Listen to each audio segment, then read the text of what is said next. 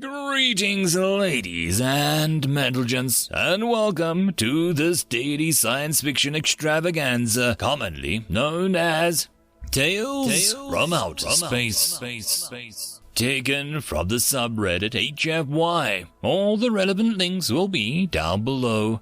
And, as always, I hope that you enjoy. And if you do, please consider supporting the channel.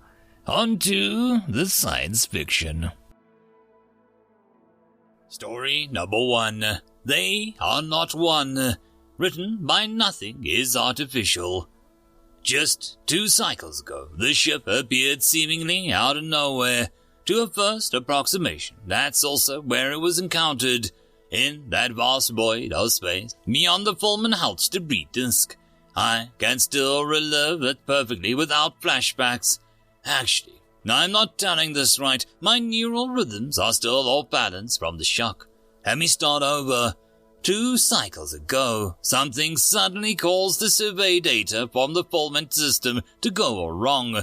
In general, I have no idea what the Provians are trying to complain to me about. I'm just as much of a unified fleet supporter as the next captain. But it can be hard working for the Provians.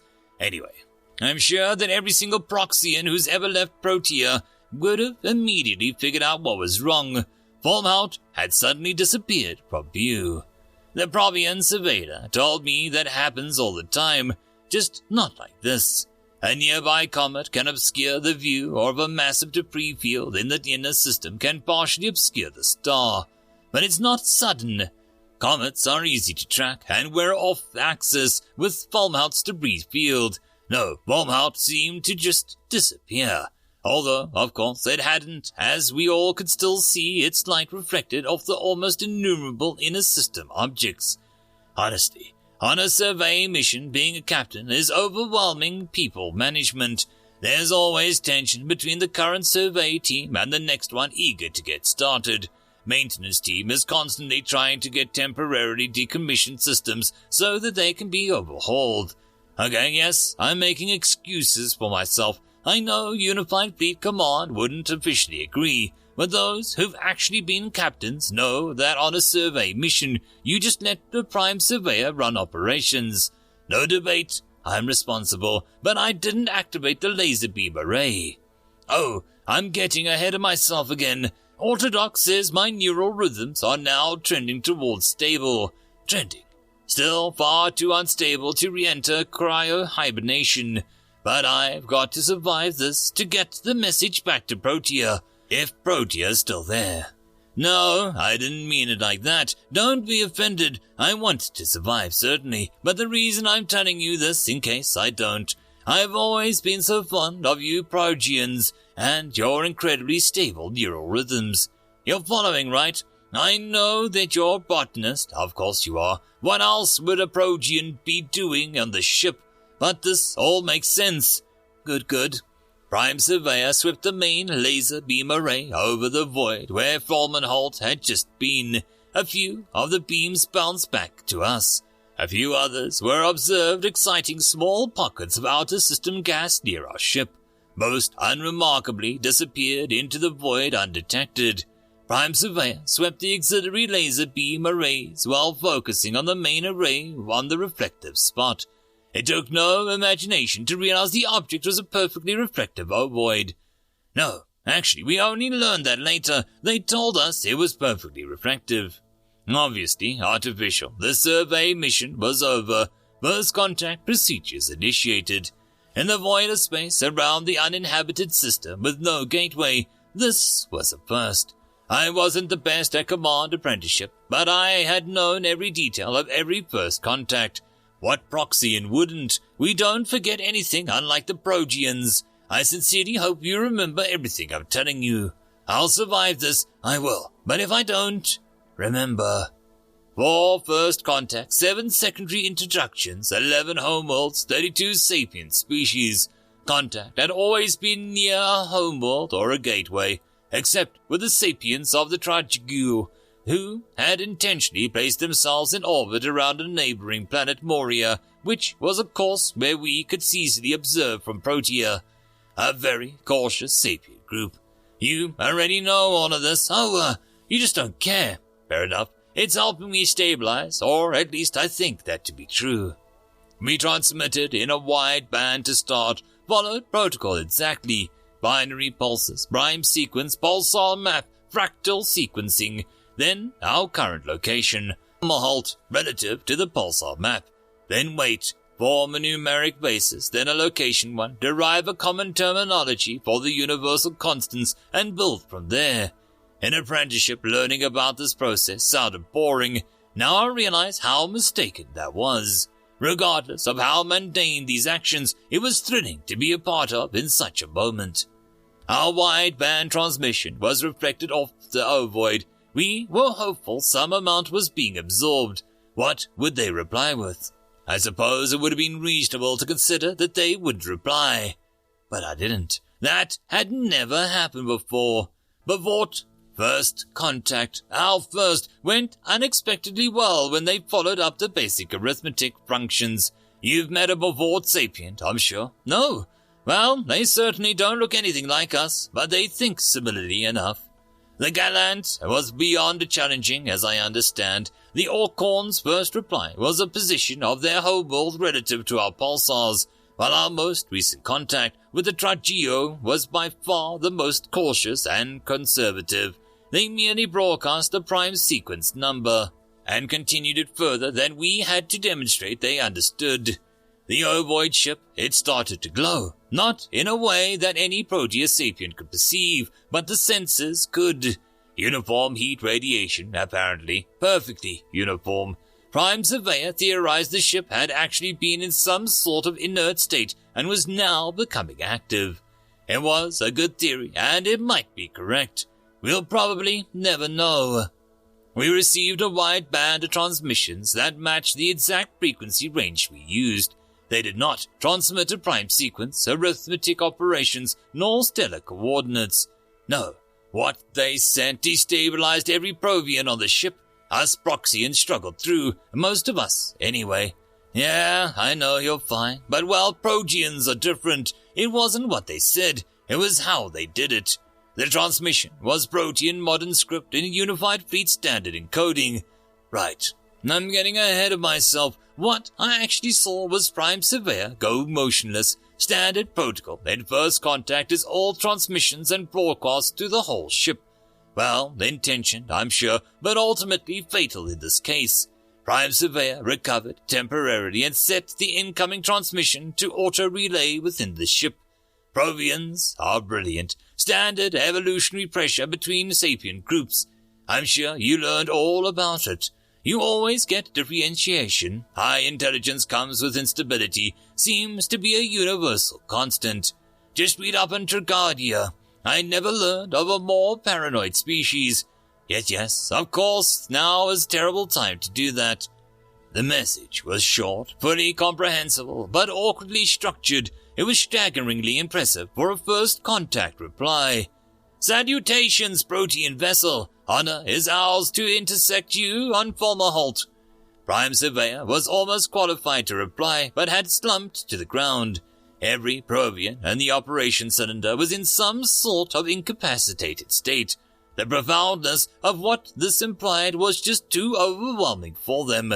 Had they deducted our language and communication systems in a moment, had they arrived here before we would have received speed-of-light transmission from their homeworld informing us, I'm sure the Provian mind came up with so many other perplexing and disconcerting questions. Us Proxians, we were a bit rattled, but were able to struggle on. You were reorganizing the garden and unaware of this happening. No offense, but that's the most Progian thing I can imagine. I hope that the detail makes it into history document, assuming one ever gets written. No, I'm sorry, I'm sure it'll work out okay.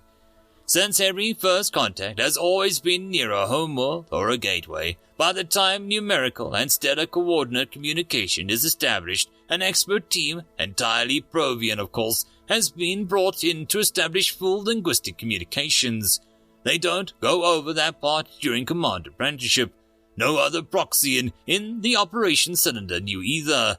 So, I tried my best. I don't think I succeeded. I don't think success was ever an option.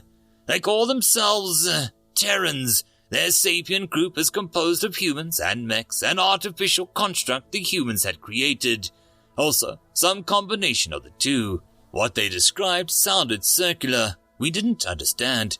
I still don't. Maybe the Provians would have, but they were so overwhelmed at this point. We asked about the other sapients in their group, and the natural ones. All gone, eliminated by the humans long before they had written language. Most Provians and the operation cylinders died of neural hemorrhages. A few lived who were too overwhelmed by then to comprehend what had been learned. Their home world was called Earth. Was an accident. They destroyed it in a way I still don't understand. Spatial folding, the same way ships move quickly between the stars. I'm not an expert in how gateways work, but I was certain that they can't destroy planets. The other Proxians lost their minds. I don't blame them. We're a strong species, but one can only envision so much destruction before succumbing. Command apprenticeship toughens the mind. I struggled terribly. You were still in the garden. When did you realize that what was going on? Never mind. I tried to understand, but they never heard of a gateway.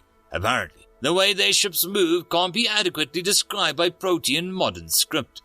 We were told to leave the former Holt system. They were expecting other Terran ships, but not their ships. It was hard to comprehend. You still don't, do you? Understandable. Protean barely has the words to describe this. You must understand, though. It is important. The Terrans are a sapient group. That they are not one. No, not like the Proteans, Proxians, or Provians make up the Protean sapient group. These groups are their choice. For example, you and I choose to join the unified fleet. That makes us a group, a grouping of sapiens who chose to be on ships. Yes, it's like that somehow. It's hard to understand. Yes, they're still all Terrans, and both groups have humans and mechs, and also a confusing combination of them. Actually, I'm assuming it's just two groups. Could it be more than two? This is all too much. These two groups are disagreeing with each other, extremely disagreeable. They said our language lacks the vocabulary to properly explain. It is a type of disagreement that can't be resolved and therefore results in destruction. The other ships will be coming to destroy them, although they will try to destroy them first. I know it sounds wrong to say, destroy, but that's what the asteroids and volcanoes do, not sapients to one another. Clearly, Protean Modern doesn't have the words that they're expecting to happen. I'm sure I was beyond insane at that point. I don't know if anyone else was still alive in the operation cylinder, but certainly no one else was functional. My astro navigation skills are limited, but I was fully committed to do the unprecedented and free a first contact, at alien race's request, no less. I'm not normally curious, no Proxian is, but I suppose insane ones are. I asked the Terrans how they knew our language. They found a ship of ours recently, crashed on a planet in the Pollock system. I learned of that ship. It was the first non-gateway exploratory ship ever dispatched from Protea. It was a profound discovery for them, proof of other sapiens. They are jubilant to have encountered our ship, so soon after that, they said they'll come to Protea when they are done disagreeing. They did not ask where our homeworld is. They did not ask to visit. They examined our crashed ship to see if the ship's technology could help them in their disagreement with the other Terran group. They said that it could not, and it was extremely well built yet rudimentary. I suppose I should have been insulted. Unified fleet ships are the most advanced in known space, yet I was too far gone to say anything. They told us once more to leave, and then the space around the ship moved in impossible ways, bending the light of the distant stars behind them. The ship disappeared only slightly less suddenly than it had appeared. I charted a course back to Protea at full thrust. I still don't know if we have enough fuel to such a route. I'll figure it out later. I got myself into a full autodock before I lost consciousness. That was 2 cycles ago. I didn't expect to revive. I suppose I'm grateful. I did, yet I'm still not sane. I don't know that I can ever be. We Proxians never forget. They are all like sapient volcanoes. It's only a matter of time until they flow through our home system, indifferently destroying all in their path. None of this makes sense, yes. I know I'm insane, but that changes nothing. Please, remember. End of story. Greetings, ladies and mental gents, and welcome to this patch video for the web novel First Contact, written by Roltz Bloodthorn, which is available on both Royal Road and HFY. The links for them will be down below. And as always, I hope that you enjoy, and if you do, please consider supporting the channel.